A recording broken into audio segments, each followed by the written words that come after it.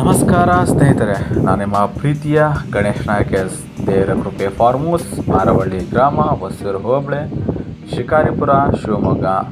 ಸ್ನೇಹಿತರೆ, ಇವತ್ತಿನ ಸಂಚಿಕೆಯಲ್ಲಿ ನಮ್ಮ ಒಂದು ದೇವರ ಕೃಪೆ ಫಾರ್ಮ್ ಹೌಸ್ಗೆ ಯಾವ ರೀತಿಯಾಗಿ ಬರುವುದು, ಯಾವ ಒಂದು ದಾರಿಯಲ್ಲಿ ಬರುವುದು ಎಂಬುದಾಗಿ ಈ ದಿನದಲ್ಲಿ ತಿಳಿದುಕೊಳ್ಳೋಣ.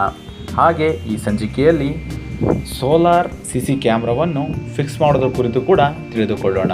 ಅದರ ಜೊತೆಗೆ ಕೋಳಿ ಒಂದು ರೂಮ್ ಯಾವ ರೀತಿ ಮಾಡುವುದು, ಅದನ್ನು ಕುತ್ತುಕೊಳ್ಳೋದಕ್ಕೆ ಯಾವ ರೀತಿಯಾಗಿ ಒಂದು ಕಟ್ಟಿಗೆಯ ಮುಖಾಂತರ ನಾವು ಒಂದು ಸಿದ್ಧಪಡಿಸುವುದೆಂಬುದನ್ನು ಈ ಸಂಚಿಕೆಯಲ್ಲಿ ತಿಳಿದುಕೊಳ್ಳೋಣ. ಇದು ಮಾರವಳ್ಳಿ ಕಾಗ್ನೆಲೆ ರೋಡು.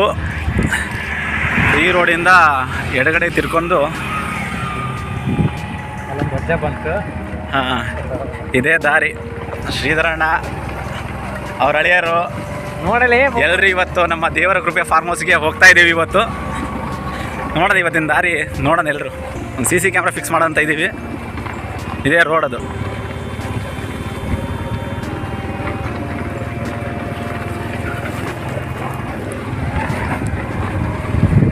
ನೋಡ್ತಿರೋದು ಅಕ್ಕಪಕ್ಕ ಎಲ್ಲ ತೋಟ, ಅಡಿಕೆ ತೋಟ ಜಾಸ್ತಿ ನಮ್ಮ ಕಡೆ. ಸೊ ಮಲೆನಾಡು ಅಂತಾರೆ ಈ ಪ್ರದೇಶನ. ಹಾಗೆ ಸ್ವಲ್ಪ ಅಡಿಕೆ ತೋಟ ಜಾಸ್ತಿ.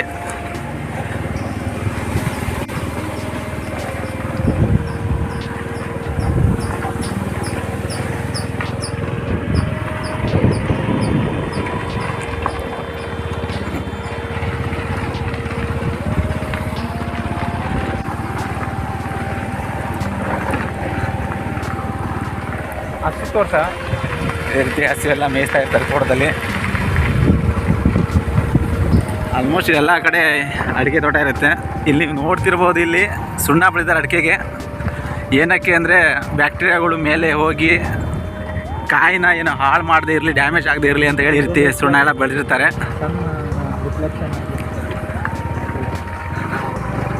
ಆಮೇಲೆ ಇನ್ನೂ ಇನ್ನೊಂದು ರೀಸನ್ ಅಂದರೆ ಟೆಂಪ್ರೇಚರ್ ರೆಸಿಸ್ಟೆನ್ಸ್ ಮಾಡುತ್ತೆ. ವೈಟ್ ಕಲರ್ಗೆ ಟೆಂಪ್ರೇಚರ್ನ ಅಬ್ಸರ್ವ್ ಮಾಡಲ್ಲ, ಹಾಗಾಗಿ ಸುಣ್ಣನ ಹಾಕಿರ್ತಾರೆ. ನೋಡ್ತಿರ್ಬೋದು, ಇದೆಲ್ಲ ಸೂರ್ಯಕಾಂತಿ ಬೆಳೆದಿರೋಂಥ ಭೂಮಿ. ಈ ಕಡೆ ಎಲ್ಲ ತೋಟನೇ ಇದೆ, ಅಡಿಕೆ ತೋಟ. ಈ ಶಿವಮೊಗ್ಗ ಡಿಸ್ಟಿಕಲ್ಲಿ ಯಾವ ಊರಲ್ಲಿ ಹೋದ್ರೂ ಮ್ಯಾಕ್ಸಿಮಮ್ ನಿಮಗೆ ಕಾಣಿಸೋದು ಅಡಿಕೆ ತೋಟ ಜಾಸ್ತಿ ಕಾಣಿಸುತ್ತೆ. ಇಲ್ಲಿ ಅಡಿಕೆ ಬೆಳೆಗಾರರು ಸ್ವಲ್ಪ ಜಾಸ್ತಿ. ನಮ್ಮ ಕರ್ನಾಟಕ ಅಡಿಕೆ ತೋಟ ಶಿವಮೊಗ್ಗ ನಮ್ಮದೊಂದು ಪಕ್ಷದ 42%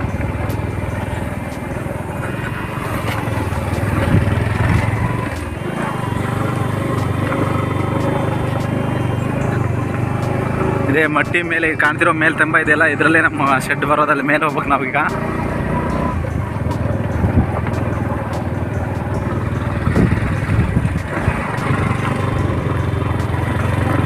ಸ್ವಲ್ಪ ರೋಡು ರಫ್ ರೋಡು, ಯಾವುದೇ ರೀತಿ ಡಾಂಬರ್ ರೋಡ್ ಇಲ್ಲ, ಮಣ್ಣು ರೋಡ್ ಇವೆಲ್ಲ. ಬರಬೇಕಾರೆ 5 ಲೀಟರ್ ಪೆಟ್ರೋಲ್ ಕ್ಯಾಮ್ರಾ ಕಟ್ಟಿಗಿಲ್ಲ.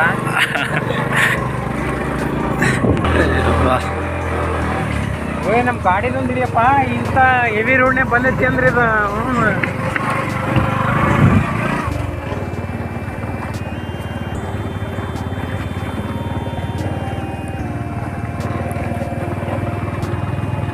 ಮುಂದೆ ಲೆಫ್ಟ್ ಅಣ್ಣ. ಇದು ಬೇರೆಯವ್ರ ಪಕ್ಕದ ಮನೆ ಹೊಲ. ಸೊ ಇದು ದಾರಿ. ಇಲ್ಲಿಂದ ನಾವು ಲೆಫ್ಟ್ ತಗೋಬೇಕಾಗುತ್ತೆ. ಇದು ನಮ್ಮ ಹೊಲಕ್ಕೆ ಹೋಗುವಂಥ ದಾರಿ. ಇದು ನಮ್ಮ ಪಕ್ಕದ ಹೊಲದವ್ರದ್ದು, ರಾಜಣ್ಣ ಅಂತಾರೆ ಅವ್ರ ಹೆಸರು. ಅವ್ರದ್ದೇ ಹೊಲ. ಅವ್ರ ಹೊಲದಿಂದಲೇ ನಮಗೆ ಈಗ ಸದ್ಯಕ್ಕೆ ದಾರಿಯನ್ನು ಬಿಟ್ಕೊಟ್ಟಿದ್ದಾರೆ ಅವ್ರೀಗ. ಇದೇ ದಾರಿಲಿ ನಮ್ಮ ಹೊಲಕ್ಕೆ ಹೋಗ್ಬೇಕು. ನಮ್ಮ ಫಾರ್ಮ್ ಹೌಸ್ ಏನು ದೇವರ ಕೃಪೆ ಫಾರ್ಮ್ ಹೌಸ್ ಇದೆ, ಅಲ್ಲಿ ನಾವು ಇದೇ ದಾರಿ ಮುಖಾಂತರ ಹೋಗ್ಬೇಕಾಗುತ್ತೆ.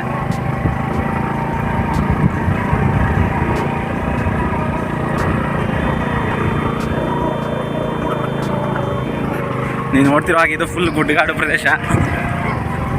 ಗುಡ್ಡದಲ್ಲೇ ದೊಡ್ಡ ಒಂದು ಫಾರ್ಮ್ ಹೌಸ್ ಮಾಡೋಣ ಅಂತ ಒಂದು ಡ್ರೀಮ್ ಹಿಡ್ಕೊಂಡು ಒಂದು ಒಳ್ಳೆ ಕಾನ್ಸೆಪ್ಟ್ ಇಟ್ಕೊಂಡು ಬಂದಿದ್ದೀವಿ.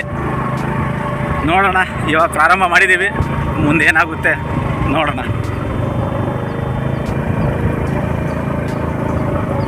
ನೀವು ನೋಡ್ತಿರ್ಬೋದು, ಈಗ ನಮ್ಮ ಶೆಡ್ ಕಾಣ್ತಾ ಇರುತ್ತೆ ನಿಮಗೀಗ. ಇದೇ ನಮ್ಮ ಒಂದು ಶೆಡ್ಡು,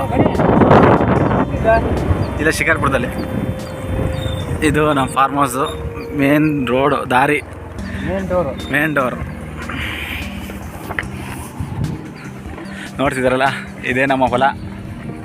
ಈ ಕಡೆ ಫೆನ್ಸಿಂಗ್ ಹಾಕಿಲ್ಲ, ಇದಿಷ್ಟು ಜಾಗಕ್ಕೆ ಮಾತ್ರ ಫೆನ್ಸಿಂಗ್ ಹಾಕಿದ್ದೀವಿ.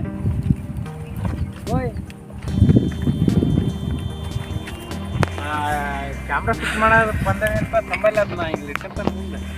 ಇದು ಇವತ್ತು ಬಂದಿರೋ ಶ್ರೀಧರಣ್ಣ ಮತ್ತು ಅವ್ರ ಹಳೆಯರು ಮತ್ತು ನಾವು 3 ಜನ ಸೇರಿ ಇವತ್ತು ನಮ್ಮ ಈ ಫಾರ್ಮ್ ಹೌಸ್ಗೆ ಈ ಒಂದು ಸೋಲಾರ್ CCTV ಕ್ಯಾಮ್ರಾನ ಫಿಕ್ಸ್ ಮಾಡೋಕ್ಕೆ ಇವತ್ತು ಬಂದಿದ್ದೀವಿ. ಅದೆಷ್ಟು ಮಾಡ್ತೇವೋ ನಮಗೂ ಗೊತ್ತಿಲ್ಲ. ಫಸ್ಟ್ ಟೈಮ್ ನಾವೇ ಫಿಟ್ ಮಾಡೋಕ್ಕಂತ ಹೇಳಿ ಇನ್ಸ್ಟಾಲ್ ಮಾಡ್ತಾಯಿದ್ದೀವಿ. ನಿಮಗೂ ತೋರಿಸ್ಕೊಡ್ತೀವಿ ಯಾವ ರೀತಿ ಇನ್ಸ್ಟಾಲ್ ಮಾಡೋದಂತ ಹೇಳಿ. ನೀವು ಕೂಡ ನೀವೇ ಓನಾಗಿ ಮಾಡ್ಕೋಬೋದು. ಅದೇ ರೀತಿ ನಮ್ಮ ಫಾರ್ಮ್ ಹೌಸಲ್ಲಿ ಎಂಟ್ರಿ ಕೊಟ್ಟಿವಿ. ಈ ರೀತಿ ಫೆನ್ಸಿಂಗ್ ಮಾಡಿದ್ದೀವಿ. 150 ಅಡಿ 150 ಅಡಿಗೆ ಫೆನ್ಸಿಂಗ್ ಮಾಡ್ಕೊಂಡಿದ್ದೀವಿ ಸುತ್ತಳತೆಯಲ್ಲಿ. ಇಲ್ಲಿ ನೋಡ್ತಿರ್ಬೋದು ಜೇನು ಪೆಟ್ಟಿಗೆ ಕೂಡ ಸಾಕಾಣಿಕೆ ಮಾಡ್ತೀವಿ, ಜೇನು ಸಾಕಾಣಿಕೆ ಕೂಡ ಮಾಡ್ತಾಯಿದ್ದೀವಿ. ಇದು ಜೇನು ಪೆಟ್ಟಿಗೆ, ಸದ್ಯಕ್ಕೆ 4 ಜೇನು ಪೆಟ್ಟಿಗೆಯನ್ನು ಇಟ್ಕೊಂಡಿದ್ದೀವಿ. ಇವಾಗ ಒಂದು 10 ದಿವಸ ಆಯ್ತು ಅಷ್ಟೇ ಜೇನು ತೊಗೊಂಬಂದು.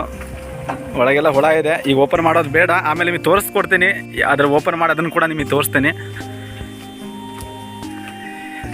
ಇದೇ ನಮ್ಮ ಫಾರ್ಮ್ ಹೌಸ್, ಹೊಸದಾಗಿ ಮಾಡ್ತಾ ಇರುವಂಥ ಫಾರ್ಮ್ ಹೌಸ್ ಇದು. ಈಗ ಇದರಲ್ಲೇ ನಾವು CC ಕ್ಯಾಮ್ರಾನ ಫಿಟ್ ಮಾಡೋಕ್ಕೆ ಹೋಗ್ತಿದ್ದೀವಿ.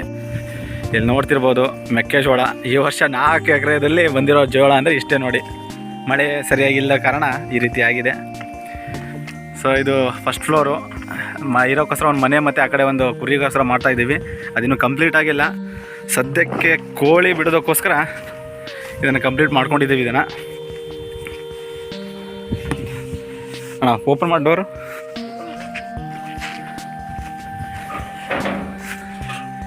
ಇಲ್ಲದೆ ಇಲ್ಲಿ ಸ್ವಲ್ಪ ಹಸುನ ಕಟ್ಟೋಣ ಅಂತ ಹೇಳಿ ಇಲ್ಲಿ ಈ ಜಾಗನ ರೆಡಿ ಮಾಡ್ಕೊಂಡಿದ್ದೀವಿ.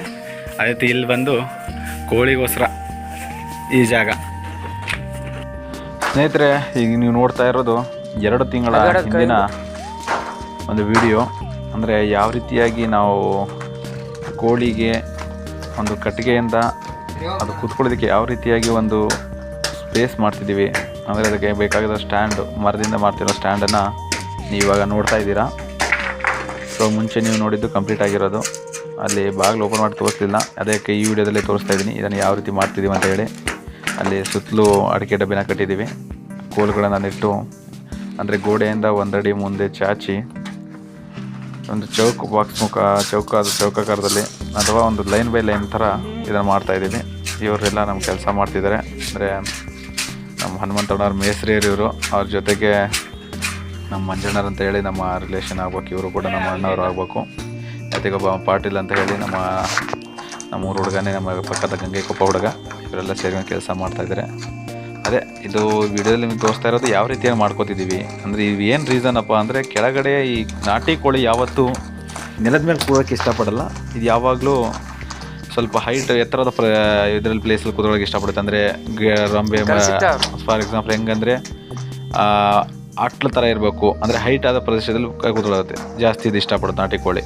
ಸೊ ನಾನು ಇಲ್ಲಿ ನ್ಯಾಚುರಲ್ ಫಾರ್ಮಿಂಗ್ ಮಾಡೋ ಉದ್ದೇಶದಿಂದ ಸೊ ಅದೇ ರೀತಿ ನಾನು ಇದನ್ನು ಮೇಂಟೈನ್ ಮಾಡೋಂತ ಹೇಳಿ ನಾಟಿ ಕೋಳಿನ ನ್ಯಾಚುರಲೇ ಸಾಕೋ ಒಂದು ಉದ್ದೇಶ ಇರೋದ್ರಿಂದ ಸೊ ಈ ರೀತಿ ಸ್ಟೆಪ್ ಮಾಡಿದ್ದೀನಿ. ಯಾಕಂದರೆ ಜಾಸ್ತಿ ಕೋಳಿ ಕೂಡ ಇಲ್ಲಿ ಕೂರ್ಬೋದು. ಅದಕ್ಕೆ ಇಷ್ಟ ಬರೋ ಜಾಗದಲ್ಲಿ ಕೆಳಗೂ ಕೂತ್ಕೋಬೋದು, ಮೇಲೆ ಸ್ಟ್ಯಾಂಡಲ್ಲೂ ಕೂತ್ಕೋಬೋದು. ಆಲ್ಮೋಸ್ಟ್ ನಾಟಿ ಕೋಳಿ ಜಾತಿ ಅದರ ಸ್ವಭಾವನೇ ಮೇಲೆ ಕೂತ್ಕೊಳ್ಳೋಂಥ ಸ್ವಭಾವ. ಸೊ ಹಾಗಾಗಿ ಇದೊಂದು ಅರ್ಧ ಬಂದು ಕೋಳಿ ಕೂರೋಕ್ಕೆ ಮತ್ತು ಇನ್ನೂ ಅರ್ಧ ಬಂದು ಏನಾದ್ರು ಸ್ಟೋರ್ ಇಟ್ಕೊಳ್ಳೋ ಅಂತೇಳಿ ಮಾಡ್ತಾ ಇರೋಂಥದ್ದಾಗಿದೆ. ಇದೆಲ್ಲ ವೀಡಿಯೋಸ್ ಆಲ್ರೆಡಿ 2 months ಬ್ಯಾಕ್ ಇದೆ, ಕನ್ಸ್ಟ್ರಕ್ಷನ್ ಪೀರಿಯಡಲ್ಲಿ ಮಾಡಿರೋಂಥ ವೀಡಿಯೋ ಆಗಿದೆ.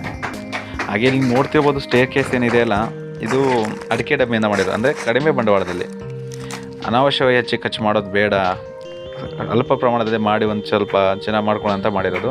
ಬಟ್ ಇದ್ರಲ್ಲಿ ಒಂದು ನೀವು ನೋಡ್ಬೇಕಾಗಿರೋದು ಏನಂದರೆ, ಈ ಅಡಿಕೆ ಡಬ್ಬಿನ ಕರೆಕ್ಟಾಗಿ ಪ್ರಾಪರಾಗಿ ಕಟ್ ಮಾಡ್ಕೋಬೇಕು, ಸೈಜ್ ಕರೆಕ್ಟಾಗಿ ಕಟ್ ಮಾಡ್ಕೋಬೇಕು ಮತ್ತು ಬಿಗಿಯಾಗಿ ಕಟ್ಟಬೇಕು.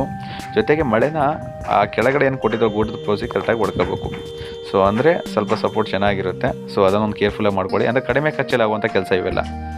ಸೊ ನಿಮಗೂ ಇಷ್ಟ ಆದರೆ ಅದನ್ನು ಮಾಡಿ. ಈಗ ನೀವು ನೋಡ್ತಿರೋದು ಇದು ಕಂಪ್ಲೀಟ್ ಸೆಟ್ ಆಫ್ ಕೋಳಿ ಕೂರೋದಕ್ಕೆ ಮಾಡಿರೋದು. ಅಂದರೆ ಇಲ್ಲೊಂದು 300 ಕೋಳಿವರೆಗೂ ಅಪ್ರಾಸ್ ಕೂರುತ್ತೆ ಇದರಲ್ಲಿ.